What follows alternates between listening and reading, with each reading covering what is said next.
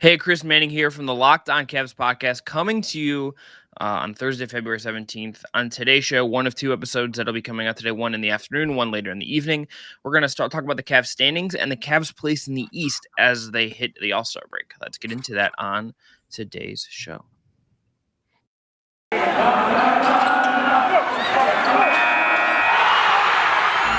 You are Locked On Cavs, your daily Cleveland Cavaliers podcast. Part of the Locked On Podcast Network, your team every day.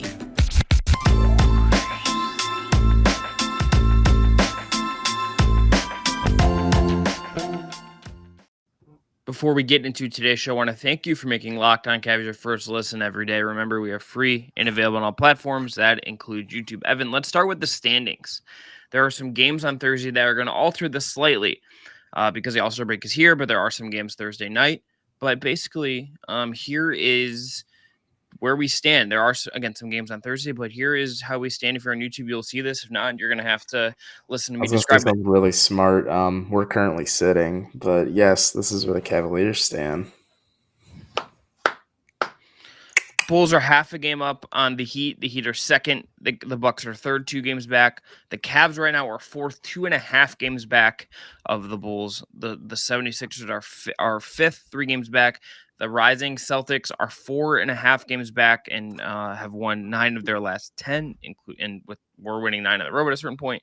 Then in the play-in, Toronto 7, Brooklyn 8, Charlotte 9, and Atlanta, who just beat the Cavs 10. Evan, we didn't cover that Hawks game. Do you have any just passing thoughts before we move on from that Hawks game? I think JB Bickerstaff had some really good coach speak answers. I asked him because it just looks like the Cavs look sluggish. It looks like they could use the All-Star break. Just we talked about it a little bit. They have 9 days off at this point, which is helpful for a lot of factors. Larry Markkanen's recovery. He's staying in Cleveland to ramp up his recovery to get back on the floor. According to Bickerstaff, Darius Garland's back. Evan Mobley just needs some time off because he looks just fatigued and sluggish. Jared Allen can always use some time off just because Bickerstaff leans heavily on him. I just think it was just another indicative game where the Cavs just looked tired. They came out flat. I think having Markkanen back is going to help them a lot.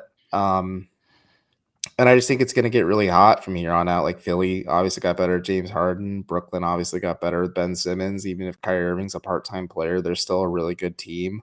Milwaukee is starting to find their groove again. The Celtics are amazing, and I think the Derek White addition is only going to make them stronger. Atlanta is probably going to be better too. It's just going to be hot. It's going to be contested. I think there's 20 or so games left, 25-ish games left when the Cavs come back from the All-Star break, and thankfully they have the luxury of a lighter schedule, but it's going to be tight. That's just all I'm going to think. You're going to be watching a lot of positioning and jockeying, and Thursday's game, if Philly wins, Cleveland is now tied for third place. But if Milwaukee wins, it just widens the gap, if I'm thinking correctly. Yeah, it is going to be a race, I think, is where we should look at here. Depending on what, record-wise, the Cavs are fourth. And you look at the 538 models, the Cavs are rated as the 9th best team in the East right now with an 89% chance of making the playoffs, and that. I think the quality of the teams we're seeing here is just it's really, really high. I mean, Toronto, I think, is good. I think Boston is good. We've talked about this before, but I think this is going to be a bloodbath. You know what I mean? I wouldn't go that far. I think that I just don't know how it isn't going to be something that is highly, highly competitive for the rest of the year, and just teams slugging this out the rest. I think first and second is going to be out of reach for Cleveland. I think it's going to be 3 through 5, is maybe even 6, just of how Boston's jockeying, or positioning themselves and how hot they are. It's going to be rough. It's going to be bumpy. I wouldn't say a bloodbath necessarily, unless the Cavs get absolutely decimated by a few teams. But I don't mean bloodbath in a way that they're going to get shellacked. I mean it's going to be competitive. These teams fighting for positioning is going to be really tight. Like, Lord knows what happens with Brooklyn. Like, does Boston keep this up post the All-Star break? Like, there's a lot going here, and this brings me to another thing I'm going to throw up on YouTube. I thought Anthony Lima had a friend of the Odyssey, our Odyssey programming partner, sort of, from the Ken Carmen show with Anthony Lima. This stretch the Cavs have in early March: Charlotte, Rough. home at Philly, Toronto, Indiana, Miami, Chicago, Clippers, 76ers again, Denver. There's one bad team on that list, and that's Indiana.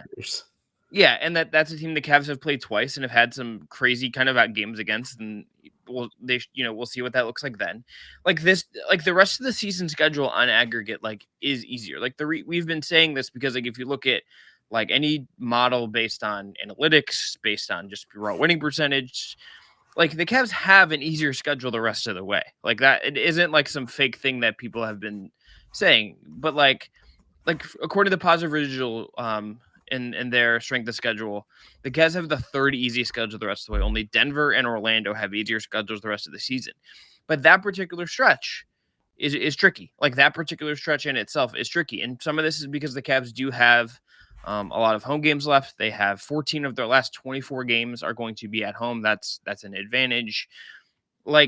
It's gonna just be interesting. And I how they handle that stretch. I mean, if they can win one of those two games against Philly, who will have Harden by then, one would assume. If just some of these games head to head also could matter. I mean, just beating Indiana is kind of a must in that. But I'm gonna throw that stretch up again, beating Charlotte, beating Toronto, beating one of Miami and Chicago, taking one from Philly. Those are kind of things that are important. And I think if you look at the schedule, the two trickiest things about that stretch, just looking ahead, is I guess the only tricky thing is Miami and Chicago on a back-to-back is tricky. It is good for them that if you look at that week of March 2nd, 4th to 6th, you have a day off in between all of those games. This is doable. If they come back from the All-Star break rested, if they come back from the All-Star break kind of poised, if things kind of get some luck, because all teams benefit from luck to some degree. This is a manageable stretch, but this is going to be night in and night out. I think ideally for us as viewers, as people covering the team, whatever, it's going to be really competitive basketball in a way we haven't seen. That in itself is the most fun part about this to me. Yeah, it really is fun to think about. It's exciting to think about too. Just that the Cavs are kind of in the thick of it. They're not really packing it in at this point. Like last year, they were competitive until about late March or so, and then they dropped 2 games to Chicago, and then you could see a little bit of that's sad. Atlanta will be done after season 4, but respect it. But it's nice to see the Cavs be competitive again, especially without LeBron on the roster. Like Martin Rickman stressed this when we had him on the show. Like this Cavs team is kind of determined to win for Cleveland, maybe prove that they can do this without LeBron. I just wonder if how they play is sustainable. Like I'm looking at it now, Cleaning the Glass has them expected to win about 51.1 games. We'll just say clean 50. I'll just say 50. I did not think 50 wins is attainable for Cleveland this year. It just also puts into perspective 50 wins may not put them in the upper echelons of the Eastern Conference. They may be playing on the road to start a playoff series, but that's just also indicative of how good the East has become over the last few years. It's just with the power shift of Durant coming to Brooklyn and then Giannis just blossoming into arguably one of the best players in the league. Yeah. All right, Evan, after the break, let's get into something JB Bickerstaff said about hitting a wall. And let's talk about what he said and if the Cavs have, in fact, hit some form of a wall. But first, going to tell everyone about our friends at PrizePicks. Look, PrizePicks is really easy to use. All you have to do is pick 2 to 5 players and an over-under on their projections. And you can win up to 10 times in any entry, and it's you versus those projected numbers. PrizePicks is safe and offers fast withdrawals. Entries can be made in 60 seconds or less. It's that easy. And you can use an award-winning app on both the App Store and Google Play. They offer any prop you can think of, from points scored to rebounds, even steals. They allow mixed sports entries, so you could pick, whether it's let's say soccer and NBA, when there's NFL, NBA going on, you could do all of that stuff. It's pretty fun. And look, PrizePicks doesn't just offer NBA. They offer college basketball, football, NFL, MLB, soccer, MMA, and more. So for a limited time, PrizePicks has an exclusive no-brainer of an offer for our users. Users get $50 for free if a user If a player in your first PrizePick entry scores a single point, but you must use the code NBA. That's right. This is an exclusive offer available to Locked On listeners. Sign up today and use code NBA for $50 free if a player in your first PrizePicks entry scores a single point. All right, Evan. So tell us what JB Biggers have had to say about the Cavs not hitting a wall when he was asked about it. Well, he was clearly a little frustrated just with how the game is officiated to begin with. I think that was the overwhelming theme, just the free throw disparity and how they really couldn't defend Trae Young. Evan Mobley said it's just really hard to do in general. But I asked JB, I just said, hey, at times it just seems like you guys have looked a little sluggish out there. I just think, do you think with just how young your team is, do you think you guys are just hitting a collective wall? And he shut that down right away. He said, no. He said, we just lost 2 games in a row to 2 great teams with 2 great players in Joel Embiid and Trae Young, and they had to be great in order to beat us. And I'm just like, okay, I guess that's an honest enough answer. I think he's going up the bat to say, like, and this is a Cavs team, just kind of like no bullshit, no frills. They don't make excuses for themselves. But I just think, and you and I have been talking about this, I think a lot of our listeners agree. I think folks who host other podcasts or cover this team in different spaces as well just think that the Cavs are looking a little sluggish. They're looking a little tired. I think Evan Mobley is just the biggest indicator of this, and I really think he's the fulcrum of just a lot of what they do defensively and offensively. I was just trying to bat him up to say, like, listen, what do you guys need to do to just kind of feel sharp? And he answered a few times already. He said the All-Star break is a good opportunity for his players just to kind of refresh mentally and physically, but he wants them still in the gym. He wants them staying sharp and focused because he has full expectation to have his foot completely on the gas coming out of the break. So, like, they're going to try and go throttle Detroit when they go back and play them next Thursday, which feels so far away, but so close at the same time because it's a week away, but Could use another week, honestly. same. Another 3 days. Same Z's, but it's gonna be bumpy, I think. But I think if this casting comes out the right mindset, if Garland's fully healthy, I think marketing being back is a huge X factor. Like Dean Wade has played admirably in his spot minutes, starting at the 3 for the Cavs, but I think just having like a true 7-footer, just in terms of just rebounding and overwhelming length, and then this theoretical spacing that Markkanen provides, because you can't ask Kevin Love to play some of the minutes, and he also just isn't the same player that Larry Markkanen is. Might unlock things more for this offense. I think getting Karis LeVert more comfortable is a big thing as well. We'll just kind of have to see where we go from here at this point, but yeah, I don't know. I think they're hitting a wall personally. I just think a break is just extremely beneficial for them to make this stretch run. I think like minutes fatigue, and I think the grind of the season is just like a real thing. I think particularly as they've dealt with some injuries and guys have played more minutes. Like I think Kevin Love. Let's be frank. Like this is the first time Darius Garland has like really played a full season. Well, not even just Mobley him. Too. Yeah. So Evan, here are the Cavs leader in minutes this season in 50 games played is Evan Mobley. He's getting the Isaac Okoro treatment. Isaac Okoro got worked last year, but the Cavs had like no better point of attack defenders last year, so I also understand. This year either.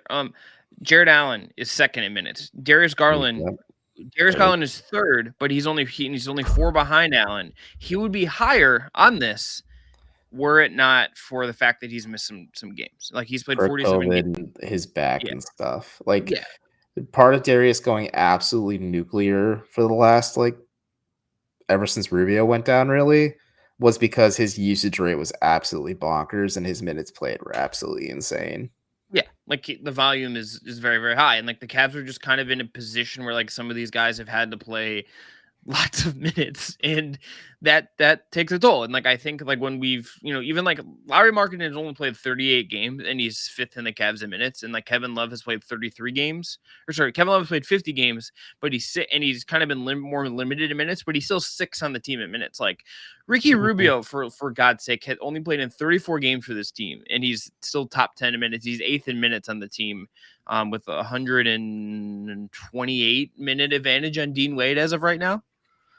Like the Cavs are playing a ton of guys at the top of this roster, a ton of minutes. And I understand how you do that. It's when you don't trust your depth. It's when you don't totally understand what you're Well, getting from some of these lower guys. But like, Cleveland's depth was kind of decimated when Rubio and Sexton well, went yeah, down. I think it's kind of clear that like when you get past a certain level, JB doesn't trust some of these guys and he wants to just maximize the guys he's playing. And I can understand how you get that. I think you're probably just seeing some of the downsides of playing guys like so many minutes right away. And I think I think Mobley and Allen are kind of like Garland is kind of like the more explainable example of that because we've seen the back injury. We've seen just him when he's come back after a game or two off, he looks fresher and like that makes sense to me. I think Allen, like, I don't think he would say this publicly or whatever, but I think you look at him, his shooting efficiency, he was at above 70% shooting for a big chunk of the season, and that has since dipped off. And I think fatigue is probably part of that to some degree. Like I would imagine fatigue is part of that because he was putting up Mhm. above 70% shooting on 10 plus attempts per game. That is like historically good, and it's come down to earth with it. I think Mobley at times has looked a little bit fatigued. Like I do think I like this think also, yeah, I think the Allen thing is a mixture of fatigue and the lack of Garland at times because the yeah. Cavs are asking him to create offense, and he's also trying to add more to his repertoire. Allen's taking threes now. He's taking I longer mean, twos and stuff. Like he's trying to he's provide not some really, spacing. yeah. I mean, he's not really taking three. He's taking 10 on the year. Like I know, Chris, but I'm just saying, like, I think a lot of it has to be like the Cavs saying, like, okay, we have no Darius. Evan Mobley can't do much because he's limited as a rookie. All right, Jared, we're going to throw you the ball and ask you to post up or ask you to do things that maybe you aren't 100% comfortable with. I think that It's not like Andre Drummond where he misses a bunny and then Taj Gibson cleaned it up for him. I saw that last night and I was just like, brah, that's the peak Andre Drummond play. what a turn What a of time to be Drummond. alive. What a peak from Drummond being traded for a second to being just like an afterthought in the uh God, I wonder what he would do if you offer that and then that theoretical extension again. Um Evan, is there a Bring on way? the future. So Yeah, that's yeah, theoretical. yes. Is there a way for you to, like, I guess, like, what do you think it is theoretically possible that this team does come back like significantly fresher after the All-Star break in a way that Yes. matters? Okay. Yes, I do. I think just because of how young and peppy or scrappy, I guess is a popular term the Cavs like to use. I think that's possible. I also just think maybe you need to trim the fat on the end of the roster. Maybe you need to say goodbye to Kevin Pangos. Maybe Ed Davis gets the cut. Maybe I don't know. You just try to trim some fat. Maybe you bring in some complementary depth just in the buyout market, like DeAndre Bembry, or sorry, he isn't going to have minutes in this Cavs rotation, but I liked his fit in theory with Cleveland just in terms of 3-point shooting in the corners. But like he's going to be great with Milwaukee because they need help at the guard position. But like I think you need to further support Garland because we'll see how he looks. We'll see if the back thing becomes a recurring issue after the All-Star break. Maybe some quality time off and not really like having to try during All-Star. The skills contest helps a lot too. Yes. But I just want to say like the Cavs have made the right steps. I think Karis LeVert has really unlocked things for Darius and just made things easier for him as just like an off-ball shooter and just getting him some plays off and everything. Like that's going to help long term. But the Cavs need to make another move just to like fully support him and get like a competent backup point because Rondo isn't playable in back-to-backs either. And that gives me pause during playoff scenarios because you're really at the lead on Darius Garland then because I don't know how much you can say, all right, Karis LeVert's our backup point guard going forward. Because this Yeah. Cat team likes to be funky. They like to play players out of position. They like to play with size. I get it. It's worked up to this point, but maybe you need to shake up the formula a little bit and just kind of reevaluate things too. Yeah, it is not going to give you the creation bump I think you need. Like LeVert will help in a certain way, but he's not going to help in that way specifically. Okay, It's Evan, after tertiary creation. yeah. Yeah, and like making some of the basic reads, but maybe missing some of the more advanced stuff that you might want. Evan, after the break, we're gonna name the easiest Cavs award there is to name because it is about Evan Mobley. But first, you're gonna tell everyone about our friends at BetOnline. You're absolutely correct, sir. BetOnline has you covered this season with more props, odds, and lines ever before. As we got past the big game and we're now focused on the NBA and the remainder of the NHL season. BetOnline.net remains the best spot for all your sports scores, podcasts, and news this season. And it's not just football. BetOnline has you up to the minute info on pro and college hoops, NHL, boxing, UFC, along with live, real-time updates of current games. Do not wait to take advantage of all the new amazing offers available for the 2022 season. BetOnline, where the game starts. All right, last segment, Evan. We're giving out awards to read our last award. We did the biggest surprise of the Cavs season. We're gonna go to the easiest Cavs award that we can do here, and that's Rookie of the Year, and that's Evan Mobley. And there's Yeah. not obviously any other competition, but he's also probably going to win Rookie of the Year in the NBA. So Evan Mobley, pretty good.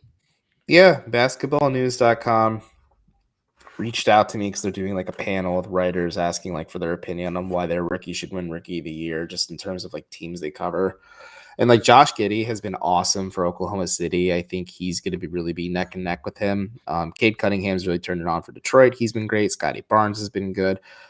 Jalen Green has been hit or miss, but I think he just needs more time to develop in season. And Houston's just a bit of a mess in general. Sengun is awesome in Houston. Like, I'm excited for Rising Stars on Friday night because there's so like just an influx of young talent just coming in. And it's really going to put in perspective on like a huge stage like that. But like, by and far, Evan Mobley's just been the most consistent and the best rookie from the beginning of the season. And like, yes, he's slowed down a touch and he's looked a little sluggish at times. And I think like Scotty Barnes and Josh Giddey and Cade Cunningham have kind of been nipping at his heels a little bit. But he's the rookie of the year, like bar none, like full stop. He has been the best rookie in this draft class. I still think if you ever did like a redraft, Cade would go first. I think Mobley would just go second to Houston, and then the Cavs just have to probably. I mean, Jalen Green's not a bad pickup, but then you really consider like would it be Scotty Barnes at 3? There's a lot of hypotheticals you could think about this, but I think Mobley's just clearly cemented himself as the best player in this draft class. Mm-hmm. I just don't know if you're Detroit if you would still pass up on Cade Cunningham. Like that, it's an interesting thought experiment. Like, would you take Mobley over Cunningham, like in a draft scenario? Because if I were the Cavs and I had the first pick, I would still take Cunningham because you're a team who won 20-something games last year. You cannot be too particular about what players are and are not available at your position. You take the best talent, and that's just my thought process in the draft in general. You take the best, who you believe is the best player available, and you make the fit work. Yeah, I think there's like obviously like an argument. I think it has just borne out that Mobley has been, I think, just better so far, and I think I think he might end up being the better guy. Like I don't necessarily even think that like. Well, that's a fair evaluation because big men just take longer to adapt to the NBA. Well, guards have the ball in their hands constantly, so it's easier for them to grow right away. Yeah, and Mobley is like I think like still coming along on offense, but has been like an incredibly impactful defender and is like impacting the game in a positive way that is.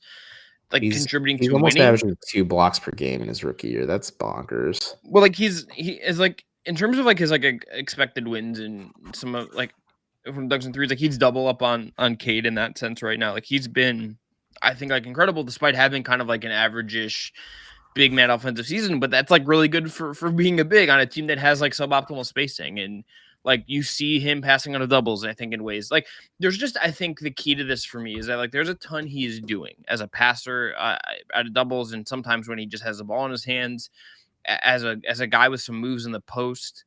I think his defense is just like I think that was clearly the calling card for him as a player, but I think it's been better than anyone could have expected. I just think like he's more advanced as a player than like I think anyone could have thought, and I think like that. I think if you go back to it. Like we'll never know. Like it's one of these hypotheticals we'll never know, and the Cavs like will never say publicly like otherwise. But like I think there's a reason that like some people like Jonathan Church, I think it was being one of them when from the Ringer kind of saying Mobley's the guy in this class, and I think we've seen him be that dude this year. Like I don't think the Cavs are anywhere near.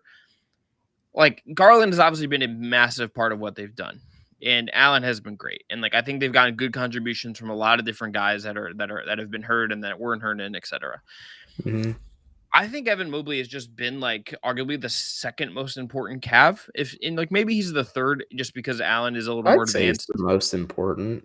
I think it's Garland just because I think the offensive load Garland is having to carry is just so outrageous. Oh, sorry, not most. Yeah, I agree with that. Yeah, he's the MIP, like most improved and most important is Garland. Well, we'll get to that in the next episode. I'm gonna give a hipster take for most improved just to give out to make sure we give a certain player certain awards. And Manning, folks. No, that's really you.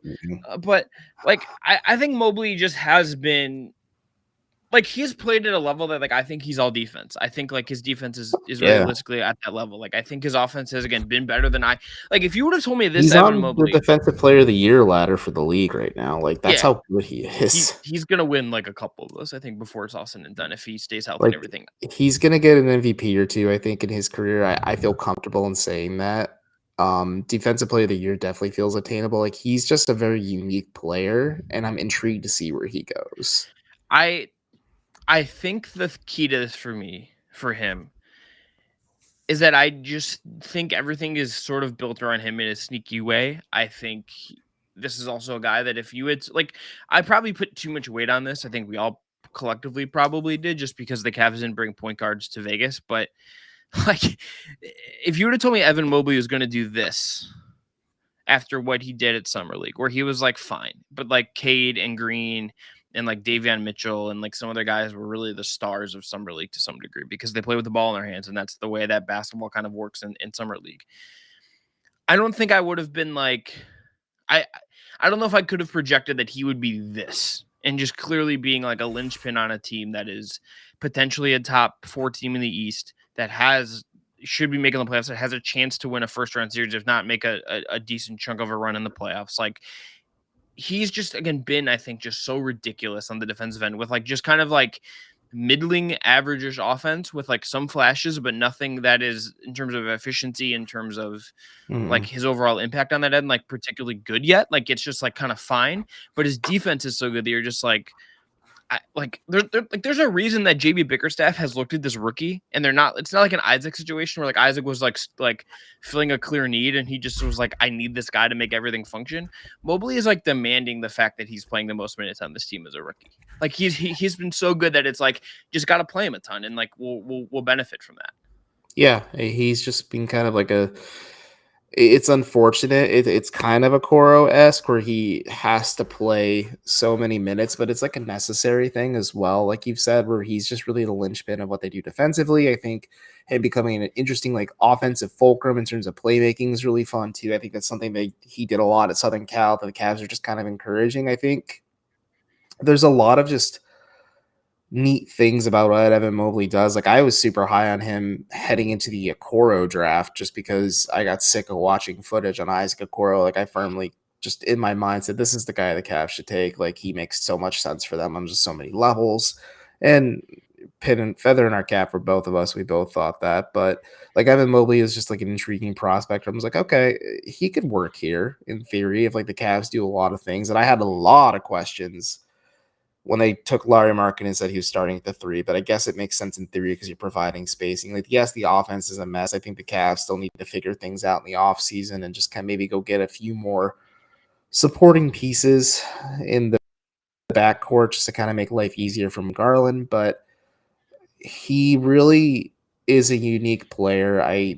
There's just a lot of stuff that popped, like you said, like coming out of summer league, I was a little underwhelmed. People were saying like, "Oh my god, he's a bust. The Cavs should have done X, Y, Z. They should have taken Scotty Barnes or like a guard or something like that." But also, summer league is a time that favors guard play as well too. It's harder for big men to really thrive as well in those scenarios. But like, he's really popped, and I think he's just continued to add more and more to like just his arsenal.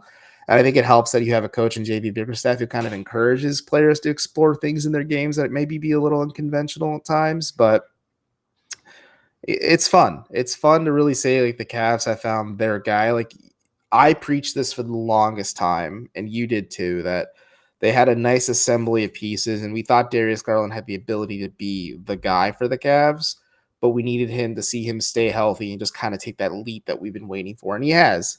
But like Evan Mobley, I feel firm in saying like this is the guy that if everything else goes to shit, this is somebody that the Cavs can completely build everything around. And thankfully it hasn't, but like this is a safe bet and they're going to be really fun. And like not even like next year, like a full offseason in NBA, like strength and conditioning program and just like adding more to his game and working on his craft. Like he's going to be pretty fun in his second season. And then like his potential ceiling is just really hard to grasp. And that gets me excited too. It is. Evan Mobley could be like one of the best players in the league. Yeah, absolutely. It's just his trajectory is hard to pinpoint. Like I keep saying, like he's gonna be fun. Do you what's the one thing with him you want to watch the rest of the year? Like, what is one thing you want to see how it progresses or continues? The playmaking and the 3-point shooting, I know people are complaining about him taking threes, but that's a good thing. You want him to kind of feel comfortable out there beyond the arc, and maybe he adds that to his arsenal later on in his career. But these are things I was expecting him to explore in like year 2 or maybe year 3, and he's exploring it midway into year 1. So some 3-point shooting, some playmaking. I want to see more of the switch defending as well, because he talked about how hard it was to defend Trae Young in space and how like you have to like respect that Trae has the propensity to draw fouls and like you can't be too aggressive on him. I want to see how he looks defending guards, because like him defending Young was fun, and in terms of plus minus, he was pretty bad against the Hawks, but like that was one of the more complete games where you could say like, okay, this is what Evan Mobley provides. He provides steals, blocks, play, assists, rebounding, scoring, and like different areas of the floor. Like there's a lot to look at there. And I just want to see more of that going forward. And maybe, like I said, 9-10 days off and like a warm up against Detroit is a good way to kind of get the ball rolling on the remainder of the season. What about you? I think it is. I want to see. I think the 3-point shooting is good. I think I think the switching is. I think he's already just like. I think on like most guys, like Trey is kind of like in his own class, but I think like him switching on most guys. Trey's like an anomaly, but to Yeah, see a he switched. rookie trying to defend Trae Young is pretty Yeah, encouraging. Like yeah. he's not Well, shying away from that. yeah. I would go a step further and say I think when you watch Mobley switch on like most dudes, he's kind of eating them up already, and like that is nuts. The way he can Yeah. already switch on like guys that are quality players. I think it's just. With the I think stuff the he shooting's. when I was like Coro, never mind. Excuse me. Go ahead.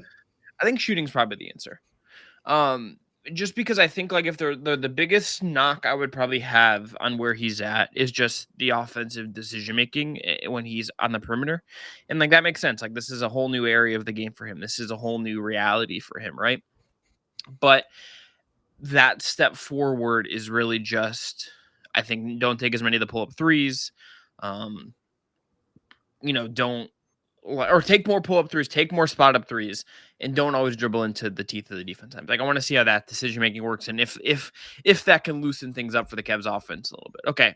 Later in the week we're going to be back with some more stuff on Sixth Man of the Year, aka the Kevin Love Ricky Rubio Memorial Award, and we'll talk about Most Improved Player and some more Cavs awards things. But until next time, this has been Locked On Cavs. I'm Chris. That's Evan. Everyone, be well, be safe, and get ready for the upcoming All-Star weekend.